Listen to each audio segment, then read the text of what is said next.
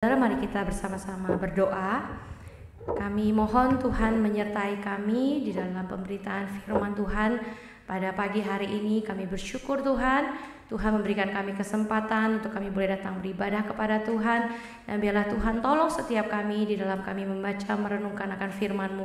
Singkapkan Tuhan apa yang menjadi rahasia Tuhan yang begitu besar, yang mungkin Tuhan secara manusia kami tidak bisa mencapai dan mengerti. Tapi biarlah oleh iman Tuhan boleh memberikan pengertian itu bagi setiap kami. Makasih Tuhan yang maha baik, kami serahkan waktu pemberitaan firman Tuhan ke dalam tangan-Mu. Hanya di dalam nama Tuhan Yesus Kristus, penebus dan juru selamat kami yang hidup, kami berdoa. Amin. Jemaat dipersilakan untuk duduk. Terima kasih Mas Haji. Oke, Bapak Ibu Saudara yang terkasih dalam Tuhan, Shalom. Luar biasa, Bapak Ibu Saudara, teruji sekali imannya ya. Walaupun hujan badai di luar dari sejak malam ya, tetapi Bapak Ibu Saudara bisa hadir pada pagi hari ini. Bapak Ibu Saudara, hari ini kita akan bersama-sama merenungkan firman Tuhan yang terambil dari Roma 4 ayat 16 sampai 21. Roma 4 ayat 16 sampai 21. Jika sudah menemukannya, kita akan baca silih berganti. Roma 4 ayat 16 hingga 21. Jika sudah menemukannya, kita akan baca silih berganti. Saya baca ayat 16, Bapak Saudara baca ayat 17. Demikian kita akan baca silih berganti. Karena itulah kebenaran berdasarkan iman supaya merupakan kasih karunia, sehingga janji itu berlaku bagi semua keturunan Abraham, bukan hanya bagi mereka yang hidup dari hukum Taurat, tetapi juga bagi mereka yang hidup dari iman Abraham. Sebab Abraham adalah bapa kita semua.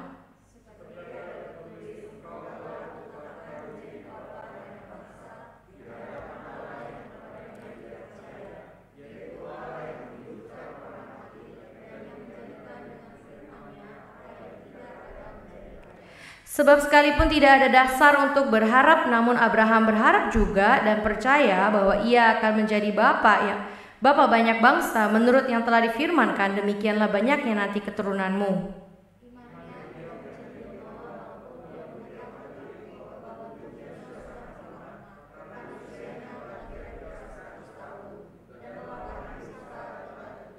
Tetapi terhadap janji Allah ia tidak bimbang karena ketidakpercayaan, malah ia diperkuat dalam imannya dan ia memuliakan Allah.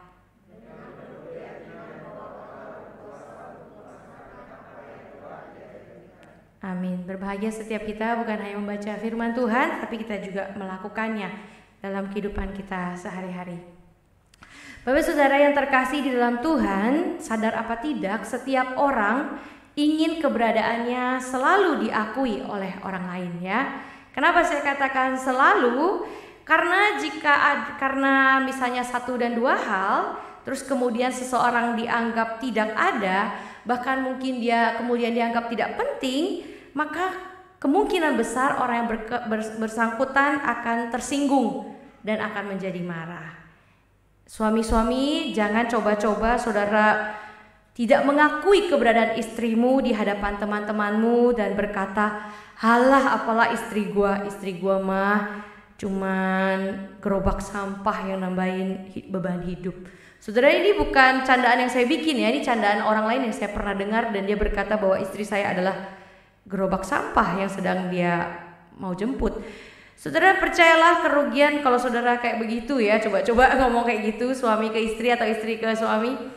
Percayalah Bapak Saudara akan mengalami kerugian yang lebih besar daripada kerugian yang diakibatkan karena perang Ukraina dan Rusia. Bapak Saudara, keinginan kita ya untuk diakui ternyata bukan hanya secara individu, bukan hanya secara manusia, secara personal, tetapi kalau sekelompok orang, etnis, organisasi ya, bahkan sebuah negara kalau tidak diakui keberadaannya, maka pasti negara tersebut, etnis tertentu, kelompok tertentu akan marah saudara ya. Pasti mereka akan sangat merasa apa? Terhina ya.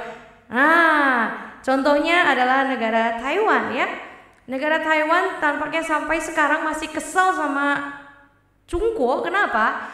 Karena sampai sekarang orang Cungko itu belum menganggap keberadaan Taiwan itu sebagai sebuah negara ya, karena Chungkuo itu masih menganggap Taiwan itu adalah milik dia sendiri, jadi bukan negara merdeka sendiri, dan itu mengakibatkan ketegangan antara kedua negara tersebut. Sedemikian penting pengakuan orang lain terhadap kita ya, maka setiap kita itu selalu berjuang agar diri kita bisa dianggap keberadaannya ya. Nah, maka kita akan berusaha meraih sesuatu supaya kita itu dianggap berharga atau bernilai ya. Contohnya Bapak Saudara, jika ada sebagian orang mereka percaya kalau mereka punya gelar akademik ya, mereka tinggi ya misalnya gelarnya gitu ya, maka mereka akan sekolah setinggi-tinggi mungkin ya.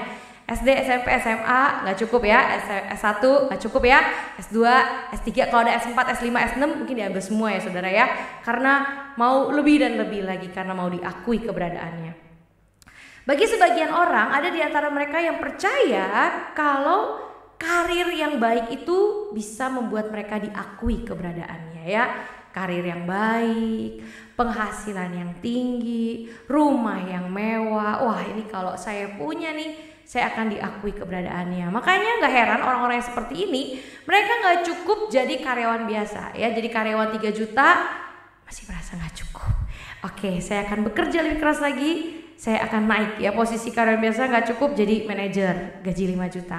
Jadi manajer gaji 5 juta udah dapet, gak cukup, mau jadi manajer regional ya, se-Jakarta. Waduh, naik ya gajinya 15 juta. Udah jadi manajer regional gaji 15 juta masih merasa enggak cukup ya, bahkan pengen jadi pemilik saham, saudara pengen yang punya perusahaan.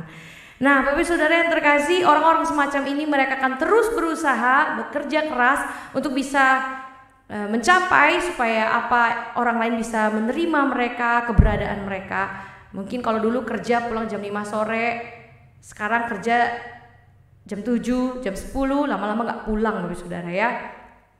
Nah bagi sebagian orang kalau lebih religius ya, lebih rohani ya. Nah maka mereka, menurut mereka, pengakuan mereka bukan datang dari orang. Wih keren kan? Pengakuan mereka datang dari siapa? Dari Tuhan ya. Bapak Saudara ada kayak gitu?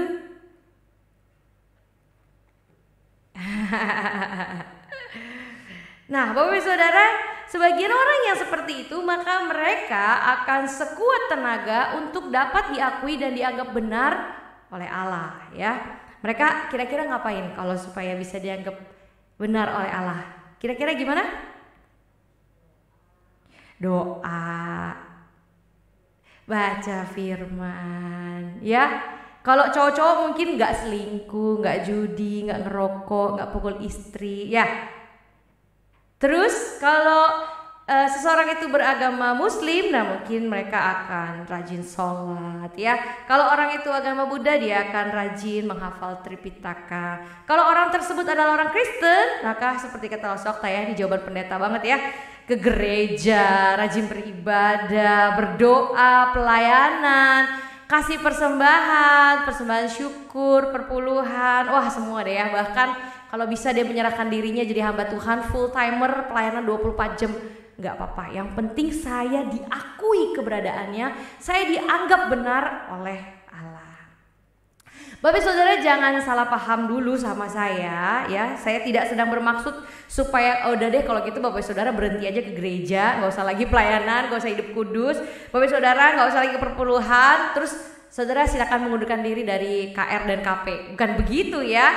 Bapak Saudara, bukan itu maksudnya, tetapi yang saya maksudkan adalah apakah benar iman Kristen mengajarkan demikian agar kita bisa diakui keberadaannya di hadapan Tuhan? Apakah benar iman Kristen mengajarkan demikian agar kita bisa dihargai keberadaannya oleh Tuhan?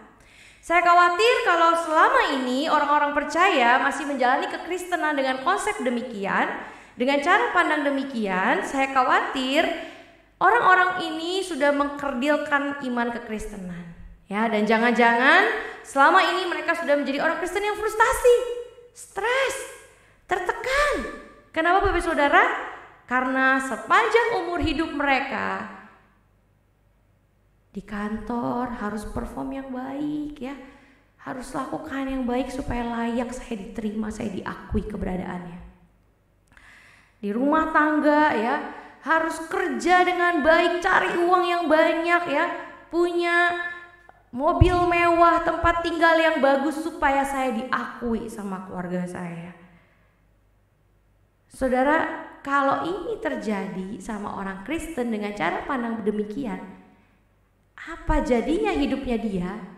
Bahkan di hadapan Allah dia harus menjalani ini, menjalani itu, dia harus berikan ini, dia harus berikan itu, supaya dia diakui, dianggap benar oleh Allah. Bapak saudara yang terkasih di dalam Tuhan, orang-orang Yahudi Kristen ya yang ada di Roma, mereka ini pernah salah paham ya di dalam memahami ya bagaimana cara mereka supaya mereka bisa diakui keberadaannya di hadapan Tuhan. Orang-orang Yahudi ini mereka pikir kalau mereka bisa diterima sama Tuhan, mereka bisa dianggap layak menjadi umat Tuhan kalau mereka sudah melakukan 10 hukum apa? Hukum Taurat. Ya, untuk itu seumur hidup mereka dari kecil mereka sudah melakukan hukum Taurat. Bahkan di balik hukum Taurat ada hukum-hukum yang lebih detail yang mereka buat untuk menjaga supaya mereka tidak melanggar hukum Taurat. Contoh Bapak Saudara ya, di dalam hukum Taurat ada yang namanya apa?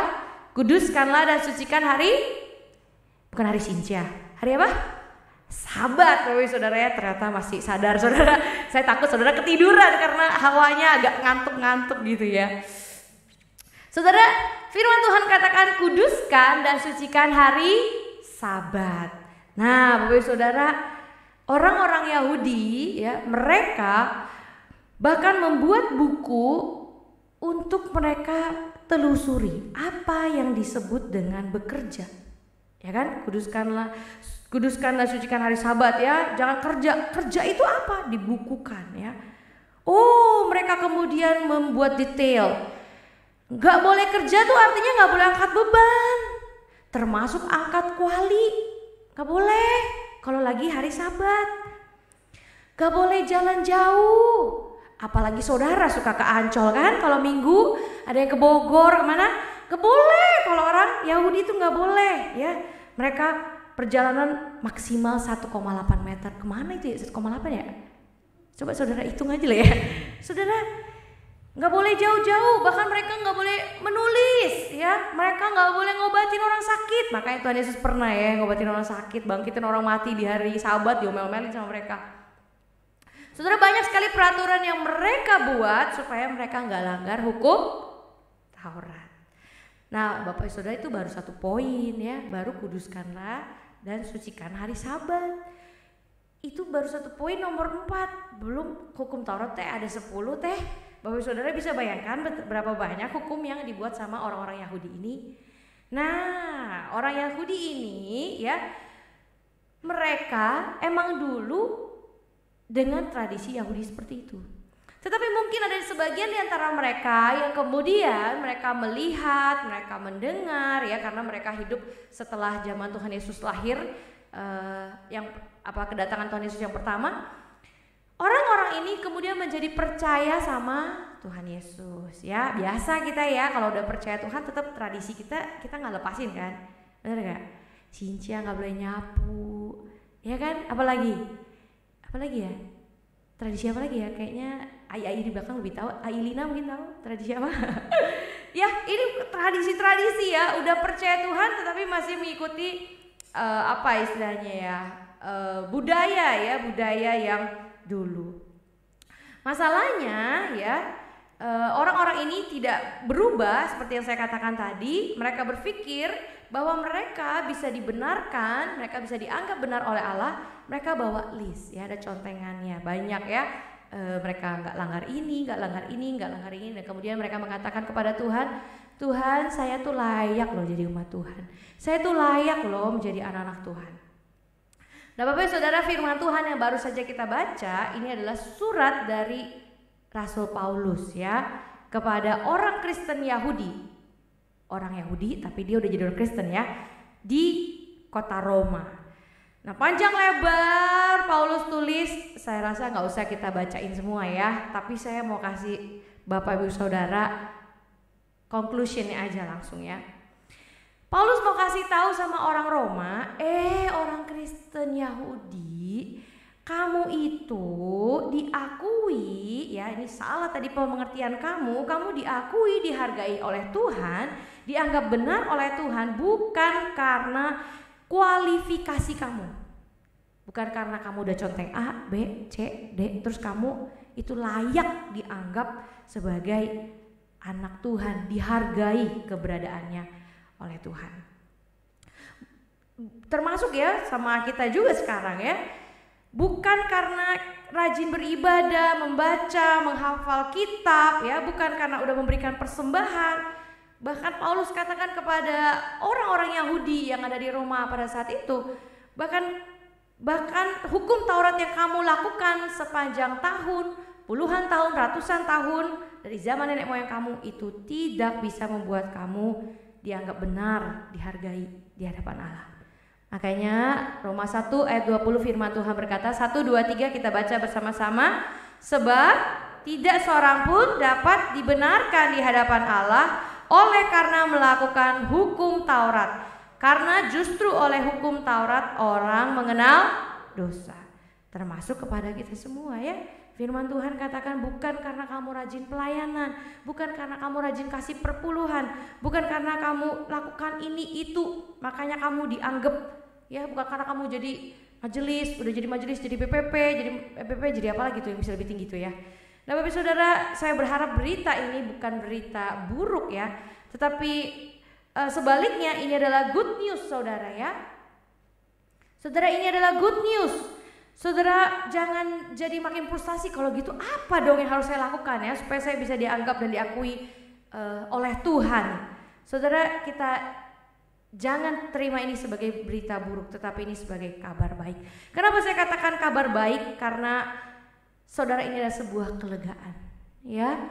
Saudara, selama ini kita setengah mati mengejar supaya kita terlihat baik, supaya kita bisa diterima sama Tuhan.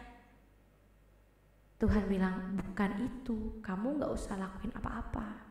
Nah, Bapak Ibu Saudara, makanya ya banyak orang kalau doa apa? Kalau ada orang meninggal doanya apa Bapak Saudara? Semoga apa? Kalau orang meninggal kita doanya apa? Semoga almarhum diterima. Sering ya doain orang meninggal. Iya saudara ya, karena semua orang berbondong-bondong mau diterima di sisi Tuhan ya. Apa saja dilakukan, padahal mereka nggak tahu ya kalau dari sejak Adam sampai sekarang di sisi Tuhan berapa banyak orang ya, udah numpuk-numpuk kali ya. Bapak Saudara, bagaimana pertanyaannya ya supaya setiap kita ya dapat dianggap benar dan diakui keberadaannya oleh Allah ya. Paulus katakan kita hanya cukup beriman kepada Yesus Kristus. Coba kita baca sama-sama Galatia 2 ayat 16. 1, 2, 3. Kamu tahu bahwa tidak seorang pun yang dibenarkan oleh karena melakukan hukum Taurat, tetapi apa? Hanya oleh karena iman dalam Kristus Yesus. Sebab itu kami pun telah percaya kepada Kristus Yesus supaya kami dibenarkan oleh karena iman dalam Kristus dan bukan oleh karena melakukan apa? Hukum Taurat. Sebab tidak ada seorang pun yang dibenarkan oleh karena melakukan hukum Taurat. Saudara, pertanyaannya itu yang saya merahin ya. Hanya oleh karena iman kepada apa di dalam Kristus Yesus. Ini maksudnya opo gitu ya. Apa maksudnya ya dibenarkan hanya karena iman di dalam Kristus Yesus.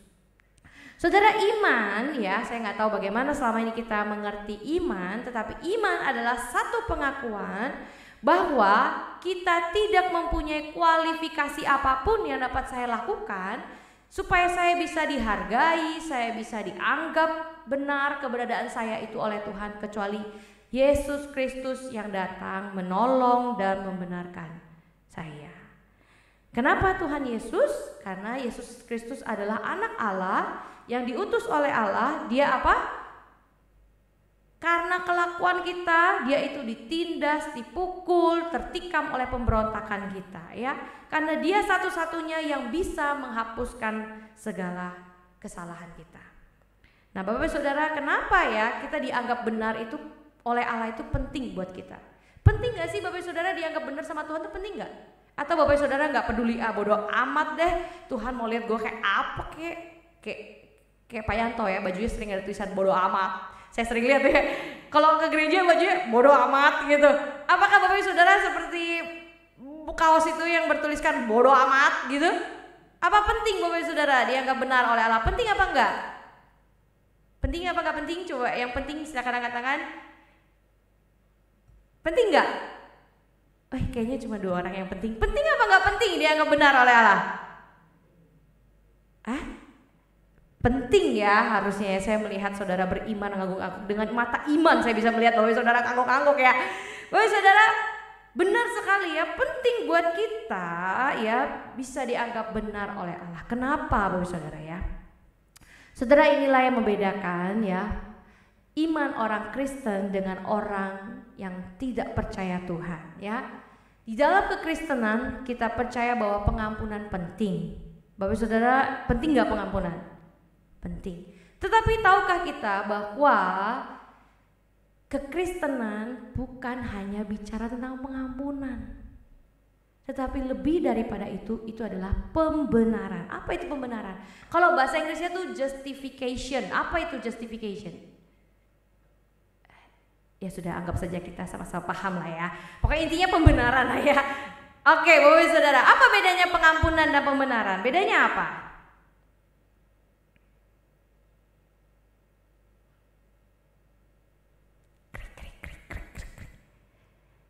Mungkin ada sebagian kita berpikir hujan-hujan gini enaknya ngebakso kayaknya. Bapak Saudara, apa bedanya pengampunan dan pembenaran? Bapak Saudara,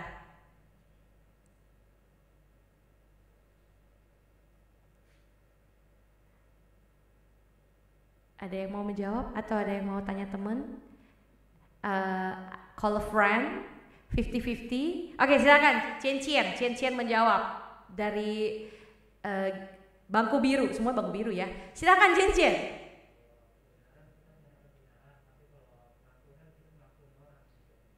Oke, dari kata benar dan ampun ya.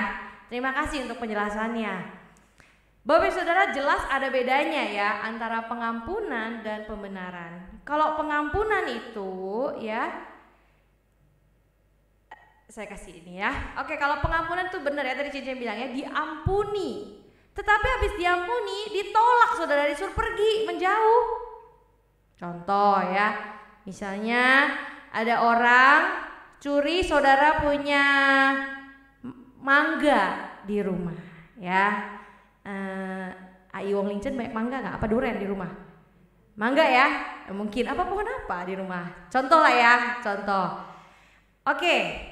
Atau misalnya Kuafulah ya, saya ke rumahnya lihat kura-kura banyak sekali Bapak Saudara ya.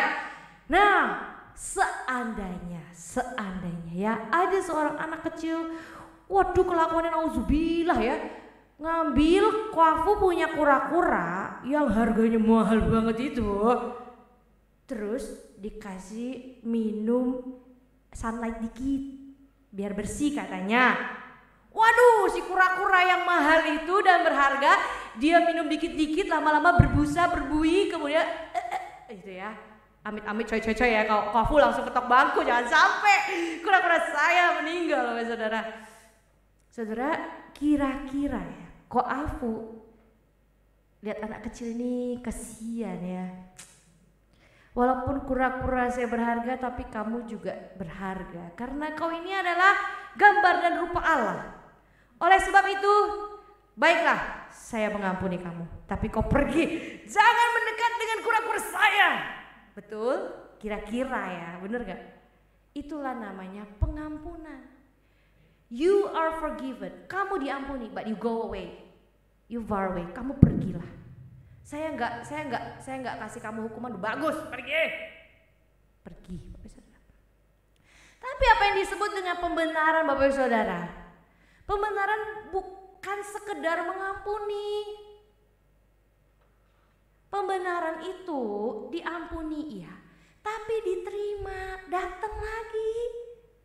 Kuafu bilang sama anak itu, kamu Walaupun geram, mau amarah, gak apa-apa. Sini nak, duduk di pangkuan Om Afu.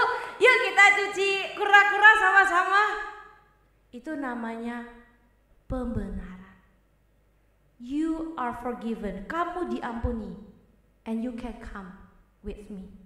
Dekat-dekat saya gak apa-apa. Bapak Ibu Saudara, betapa berbahagianya kalau kita bisa mengerti. Kita bukan hanya diampuni oleh Tuhan, tetapi kita dibenarkan oleh Tuhan. Perbedaannya cuma status, saudara ya. Bedanya status. Tadinya kamu berdosa, saya usir pergi. Sekarang kamu salah, iya, tapi saya benerin kamu. Saya membenarkan kamu. Saya anggap kamu bener. Maka kamu boleh datang dekat-dekat saya. Statusnya baru. Kok Afu udah gak inget-inget lagi, ini bocah menyebalkan, dia udah gak inget-inget lagi. Dia anggap baru, ya Bapak Saudara. Bapak Saudara, untuk mengerti firman yang menurut saya cukup dalam ini, saya memberikan sebuah ilustrasi di dalam imajinasi saya. Saya ajak kita sama-sama imajinasi sebelum kita ketiduran bersama, Bapak Saudara. Saudara, jika dibuka lowongan pekerjaan di dalam sebuah perusahaan,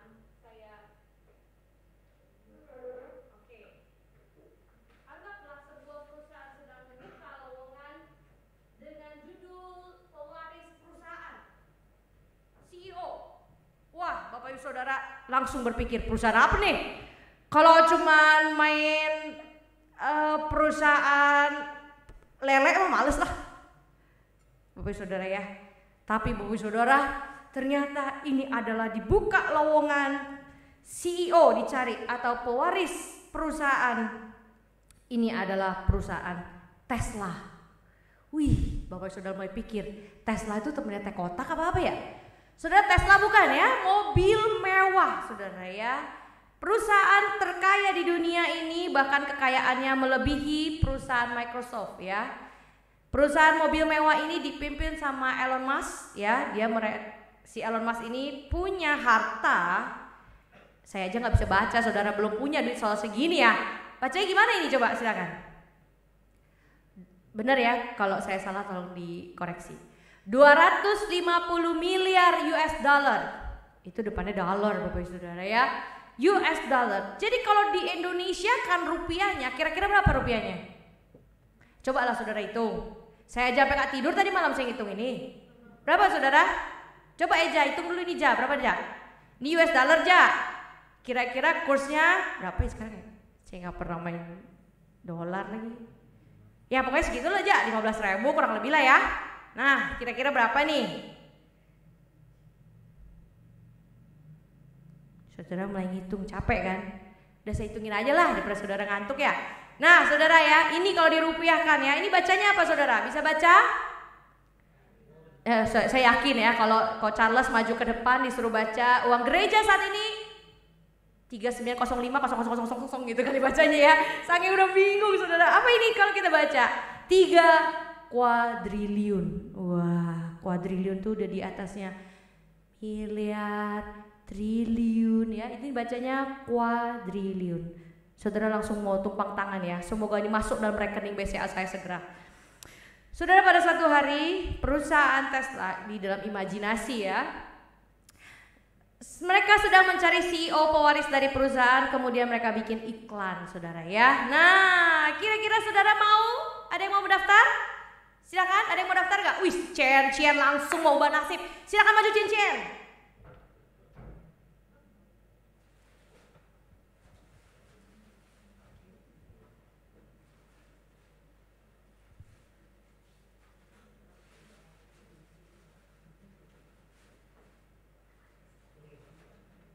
Ada lagi Bapak Saudara? Siapa lagi yang mau? Oke, Cien silakan maju kamu. Saya percaya kamu mau diubahkan nasibnya dengan memiliki perusahaan Tesla. 3 kuadriliun. Mau? Mau gak? Kamu kayak kurang yakin kali, kurang beriman kau ini. Yakin? Eja gak mau ubah nasib Eja? Eja? Kok senyum-senyum Ja? Gak usah capek lagi kita jaga malam di sini Ja? Oke. Silakan, Cica berdiri dulu. Siapa lagi kira-kira yang mau jadi CEO? Gak ada yang mau nih? Ya Bapak Saudara memang cuma bayang-bayang sih, tapi kan nggak gitu juga lah. Kok nggak mau kalian? Oke, sip, jangan tulis dulu ya. Siapa lagi? Losokta nggak mau. Ubah nasib Losokta bisa ke Korea kita? Nggak mau. Bisa beli cireng di Korea? Nggak mau. Ya ampun, cuma satu orang yang mau. Ayo, Maya. Ayo, rugi lah. Masa Pipi mau? Ya, supaya berubah nasib kita ini.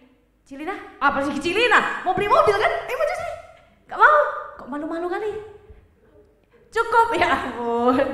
Cukup sudah. Saya punya lebih banyak di rekening saya katanya. Oke. Gak mau Cilina? Kau yang Aceh mau? Pak, mau gak Pak? Pak gak usah jadi pengacara lagi Pak. Biar dapat ini. Mau gak? Ya Bapak udah gak mau, yaudah deh. Oke, kamu aja. Kasian sekali mereka. Kamu mau? Oke, untuk kamu mau. Kalau enggak saya khotbah gak ada yang mau deh. Oke, sip. Baiklah kalau begitu. Sekarang kamu silakan menuliskan sebuah CV. Kamu tahu CV? Gak tahu. CV itu apa? Gak tahu. Ini resume. Tahu resume? Tuliskan di situ. Kenapa kamu layak diterima sebagai pewaris perusahaan itu? Tulis kenapa kamu layak. Kalau bisa sebanyak-banyaknya. Mau perlu 3 lembar, gak usah kasih lagi. Kok bingung kenapa aku maju tadi? Kerjain awak ini, malah kosong dia sekarang. Coba, ayo, apa? Kenapa kamu layak? Tulis. Saya membayangkan saudara banyak yang maju loh. Udah saya beli sampai itu papan mahal-mahal kemarin. Gak ada yang mau maju. Wah, dia pikir kenapa saya layak menerima lowongan sebagai CEO pewaris perusahaan Tesla dengan 3 kuadriliun. Mohon maaf, baca aja saya susah deh. Tulisan itu. Dengan iman kita baca. Apa ini? Oke. Bapak saudara yakin gak mau maju ini? Padahal Elon Musk sudah bilang mau bagi setengah sama kalian, gak jadi ya. Oke. Komoksun gak mau, biar gak usah jualan bakmi Asun. Ya ampun, Asun. Wah, dia punya skill saudara-saudara. Skill di perusahaan mana? Silakan. Ini CEO, tolong jangan tulis saya skillnya menjahit ya, tolong ya. Masyarakat sah berarti.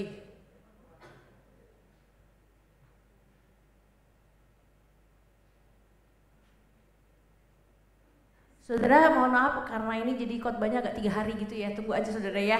Mohon maaf loh, ini lama dia tulis ya, banyak soalnya.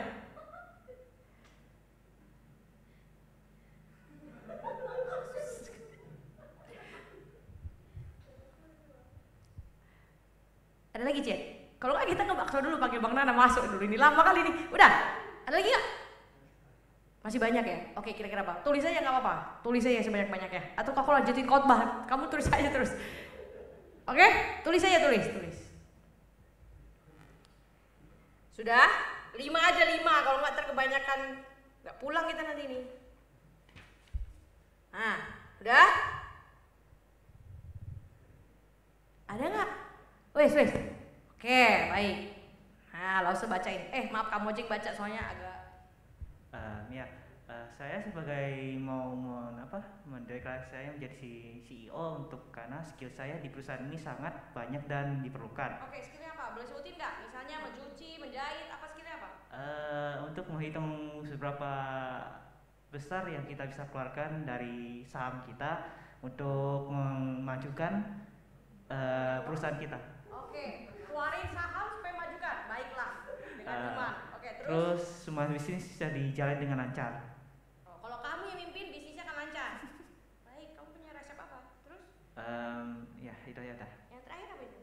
Sama aja dari yang kedua tadi. Bisnis sama saham semua lancar. Mantap. Pokoknya kalau kamu mimpin sahamnya meroket naik kan?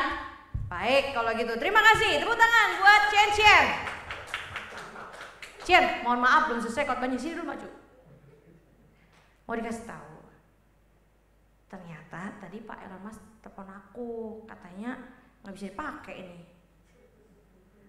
Soalnya bukan ini syaratnya. Kamu tahu gak syaratnya apa? Mau tahu gak? Mau tahu? Syaratnya katanya yang mimpin CEO itu orang yang gak boleh punya salah dulu. Kamu punya salah gak? Soalnya kan perusahaan gede. Kan malu nanti kalau ketahuan kamu dulu pernah nyolong cireng, pernah apa. Kan malu, ini perusahaan gede loh.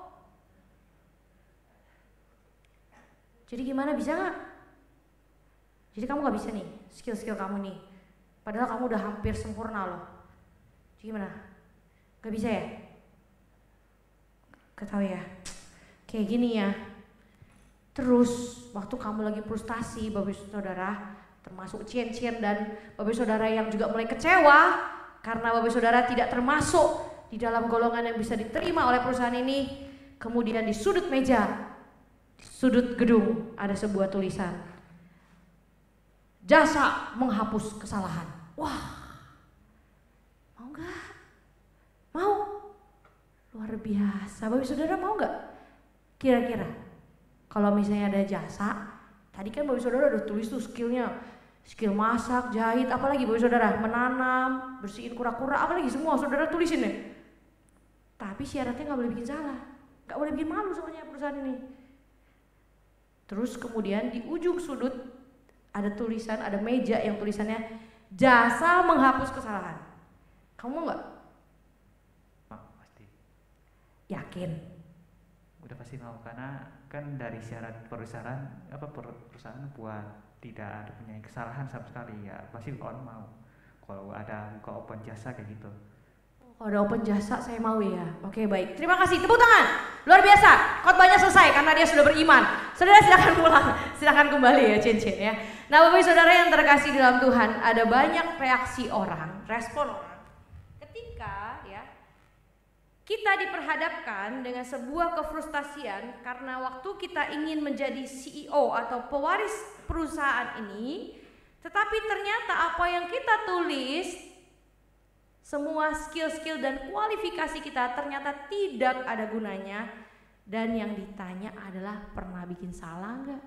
Kalau pernah bikin salah nggak boleh. Saudara waktu lihat ada meja di pojokan, tadi Cien-Cien reaksinya apa? Dia bilang dia mau percaya ya, luar biasa dia ya. Tapi mungkin bagi sebagian orang, apaan sih nih? Nih emang ada jasa menghapus kesalahan? Mungkin ada juga yang putus asa ya. Ah udahlah, taruh di meja situ juga gak ada gunanya, gue gak mau lihat dah. Emang gue kayak gak bakal bisa lah jadi CEO-nya.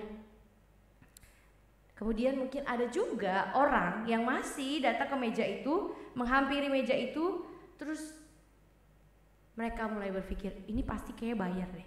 Kalau bayar mendingan gue harus kerja, cari uang, atau gue harus melakukan apa supaya jasa ini mau menerima untuk menghapus kesalahan gue.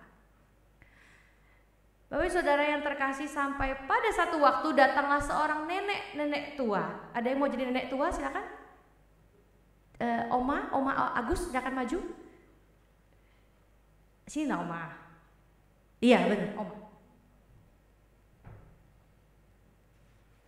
Jadi Oma. Nah. Sorry, Omanya terlalu sigap kali jalannya. Agak bisa tertatih-tatih nggak ini ceritanya? Ditaruhlah nih ceritanya, ini Oma sudah tertatih-tatih dan sudah tua. Saudara, kemudian datanglah seorang oma yang sudah berlanjut usia, yang sudah tidak dipedulikan oleh anak-anaknya lagi nih. Anaknya duduk di depan itu tuh, Bapak Agus. Nah, kemudian oke, dia tidak tahu mau tulis apa. Dia tidak tahu mau tulis apa. Karena memang gak punya skill apa-apa. Punya skill gak Bu? Enggak, aduh sedih sekali, cocok sekali langsung main drama ya. Luar biasa, langsung diangkat jadi panitia parir gerejawi. Gak punya skill apa-apa dan dia kertas kosong. Tetapi kemudian dia membawa secari kertas ya, secari kertas penuh dengan tulisan. Bapak Saudara, apa yang dia tulis di situ? Bukan skillnya, tetapi apa? Kesalahan-kesalahannya. Mau diakui kesalahannya Bu? Gak apa-apa ya. Oke, thank you Cece. Oke, dari saudara kemudian dia tulis semua kesalahannya dan kemudian dia samperin mejanya dan dia bilang, saya mengakui semua kesalahan saya dan saya mengakui bahwa saya tidak layak untuk menjadi CEO atau pewaris perusahaan ini. Tetapi saya pengen, karena sudah lama saya hidup susah. Saya ini orang yang sangat sederhana. Saya mau hidup saya lebih baik lagi di masa depan. Kemudian dia samperin meja itu, boleh nggak dihapusin kesalahan saya supaya saya bisa jadi CEO. Bapak saudara yang terkasih dalam Tuhan, kemudian ya di dalam cerita nenek ini diterima ya menjadi CEO-nya dan statusnya berganti ya. Tadinya orang yang bersalah kemudian dihapus salahnya, dibenarkan. Tadinya orang yang tidak boleh ya, tidak dihargai keberadaannya kemudian dihargai keberadaannya. Nah, Bapak saudara yang terkasih, tentu ilustrasi ini penuh kekurangan ya. Dan tidak dapat menggambarkan betapa besarnya kasih Tuhan, pengampunan plus pembenaran yang Tuhan berikan bagi setiap kita.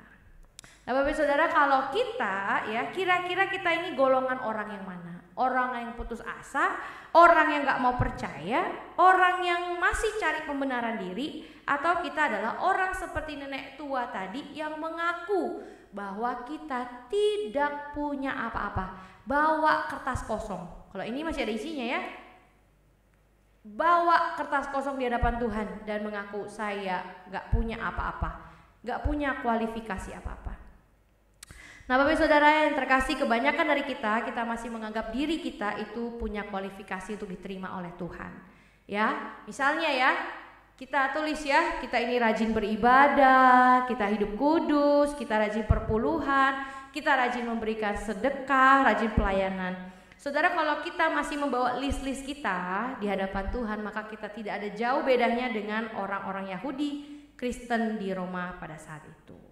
Bapak saudara, Timothy Keller pernah mengatakan, 1, 2, 3 kita baca sama-sama. Sesungguhnya dengan membantu orang, bersedekah, beribadah, pelayanan, agar seseorang bisa membuat dirinya benar atau diakui oleh Tuhan, sesungguhnya adalah tidak benar. Karena semua hal baik yang ia lakukan untuk bisa diakui Allah itu adalah untuk siapa? Dirinya sendiri, bukan untuk orang lain dan bukan untuk Tuhan, dan itu adalah tidak baik. Nah Bapak saudara yang terkasih, mari kita belajar bersama dari Abraham ya. Abraham ini imannya ini luar biasa Bapak saudara. Karena apa? Karena dia bawa kertas kosong. Dia sadar bahwa dia ini gak punya kualifikasi apa-apa. Saya ini gak punya kualifikasi apa-apa. Rajin ibadah ya kagak, hidup kudus ya kagak, rajin perpuluhan ya kagak, rajin memberi sedekah juga kagak, rajin pelayanan ikut KRKP juga kagak, orang belum buka ya. Kenapa Bapak saudara? Karena Abraham itu berasal dari mana? Dari Ur Kasdim ya. Nah Ur Kasdim itu adalah, Ur itu ya letaknya ada di selatan dari Mesopotamia. Ur itu kalau bahasa Ibraninya itu sama bahasa Inggrisnya itu diterjemahkan sebagai Kamarina. Nah Kamarina itu adalah kota suci bagi dewa bulan. Bahkan di dalam Yosua 24 ayat 2 ya, Yosua berkata kepada seluruh bangsa Israel, beginilah firman Tuhan Allah Israel, dahulu kala di seberang sungai Efrat disitulah diam nenek moyangmu, yaitu siapa? Terah. Papanya siapa? Abraham dan ayah Nahor. Dan mereka itu apa? Beribadah kepada Allah lain. Artinya gimana caranya Abraham bisa rajin ibadah, hidup kudus, rajin perpuluhan, memberi sedekah, pelayanan, wong dia aja belum kenal sama Tuhannya, dia aja masih nyembah sama dewa bulan. Nah Bapak saudara, waktu mata jasmani Abraham tidak bisa melihat ada harapan untuk bisa diterima oleh Tuhan, dia tetap percaya dan dia mengimani bahwa bukan ini loh yang bisa membuat dia bisa diterima oleh Tuhan. Bahkan Abraham sadar kalau dia bukan harus melakukan ini dan itu untuk bisa diterima oleh orang lain ya. Kita tahu bahwa kalau kita diterima oleh orang, minimal kita punya apa? Tanah, betul? tempat tinggal, keturunan, nama, popularitas, bahkan harta atau berkat. Abraham ini memang Tuhan janjikan tapi belum ada. Ya, Tuhan panggil dia kan di dalam Kejadian 12, Abraham, ya keluarlah, aku akan berkatin kamu jadi bangsa yang besar, nama yang masyhur, keturunan kamu akan banyak. Tapi dia belum lihat semua, Bapak Saudara. Nah, Bapak Saudara, walaupun mata Abraham belum melihat, tetapi dia percaya.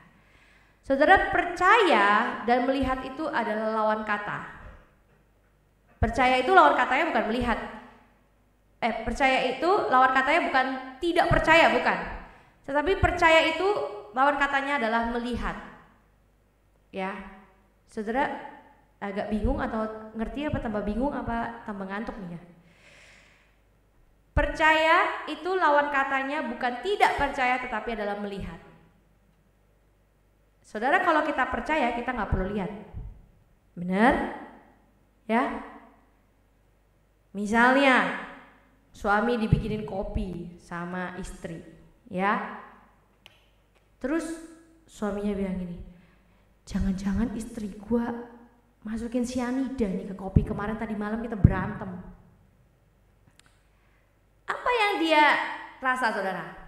Tidak percaya, ya. Kemudian pagi-pagi, kalau dia nggak percaya ngapain? Dia harus apa? Harus lihat dong, bener gak? Waktu bikin kopi masukin sianida nggak? Berarti kalau nggak percaya artinya harus lihat. Tetapi kalau dia percaya, dia nggak usah lihat. Misalnya ya, istri-istri bilang sama suaminya, aku percaya kamu nggak akan selingkuh, papa. Aku nggak akan periksa-periksa HP kamu. Aku nggak akan lihat-lihat HP kamu. Itu namanya percaya. Nggak mungkin kan dia bilang, aku percaya kamu nggak selingkuh, tapi coba sini aku lihat dulu HP kamu. Coba sini aku mau periksa WA kamu DM siapa. Itu mah namanya nggak percaya. Nah, Bapak Saudara, Abraham walaupun di dalam mata jasmaninya dia tidak bisa melihat, bahkan tidak ada harapan bagi dia untuk bisa diterima oleh Tuhan, tetapi dia percaya. Bahkan di dalam bahasa Mandarin ini sangat baik sekali ya.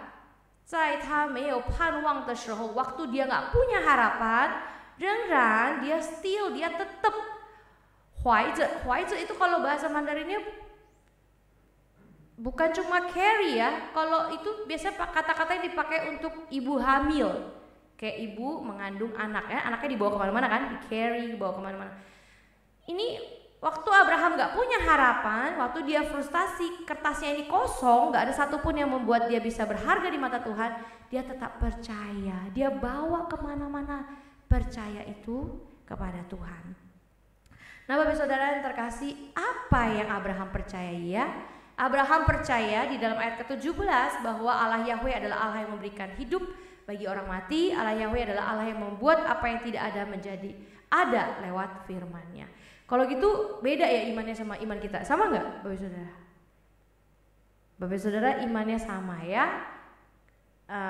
Ya, kalau kita lihat di dalam kejadian perjanjian baru, maka hidup itu adalah Yesus ya. Yesus berkata 1, 2, 3, kata Yesus kepadanya, akulah jalan, kebenaran dan hidup. Tidak ada seorang pun yang datang kepada Bapa kalau tidak melalui aku. Ya, dia percaya bahwa Yahweh adalah Allah yang memberikan hidup bagi orang mati, dan Allah Yahweh adalah Allah yang membuat apa yang tidak ada menjadi ada lewat firman-Nya. Dan kita tahu bahwa firman-Nya itu telah menjadi manusia, yaitu Yesus Kristus telah menjadi manusia. Pertanyaannya, kok bisa ya dia belum lihat tapi kok dia percaya, Bapak Saudara? Nah, itulah yang dikatakan dengan iman ya. Iman adalah apa? 1, 2, 3. Iman adalah dasar dari segala sesuatu yang kita harapkan dan bukti dari segala sesuatu yang tidak kita lihat. Nah, Bapak Saudara, semua orang yang percaya seperti imannya Abraham ini diperhitungkan sebagai kebenaran oleh Tuhan. Kenapa sih Bapak Saudara ya? Nah, kalau kayak gitu kita nggak usah taat dong ya. Tadi ya kita hidup suka-suka aja deh ya, nggak usah ke gereja, nggak usah pelayanan, nggak usah kasih persembahan. Apakah demikian, Bapak Saudara? Enggak ya. Iman kita itu kepada Tuhan itu harus menghasilkan ketaatan ya. Kita tahu ketika Abraham percaya, walaupun dia nggak bisa melihat, tapi dia taat, dia tetap pergi. Bahkan Tuhan belum kasih tahu tempatnya kemana ya, dia tetap percaya. Itu artinya iman itu harus menghasilkan ketaatan. Nah Bapak Saudara yang terkasih, ya kita nggak boleh hidup suka-suka kita, tapi kita juga nggak boleh mengatakan bahwa saya layak diterima oleh Tuhan karena perbuatan baik saya. Ya, semua hanya karena anugerah dan kasih karunia dari Tuhan. Kenapa Bapak Saudara ya kita diterima oleh Tuhan itu hanya oleh iman? Kenapa? Hanya dengan percaya. Kenapa Bapak Saudara? Karena segala kemuliaan yang ada di dunia ini dan di sorga harus bagi siapa? Harus bagi Tuhan. Kalau kita baca di dalam Roma 4 ayat 20, firman Tuhan berkata, tetapi terhadap janji Allah, Abraham tidak bimbang karena ketidakpercayaan, malah ia diperkuat imannya dan Abraham memuliakan Allah. Artinya Bapak Saudara, kita bisa layak diterima oleh Tuhan itu hanya karena iman kita kepada Yesus Kristus, bukan karena kelakuan baik kita. Bapak Saudara, saya tidak tahu berapa banyak di antara kita yang mungkin frustasi karena kita sudah mengejar karir kita, berusaha supaya kita diakui keberadaan kita di tempat kita bekerja.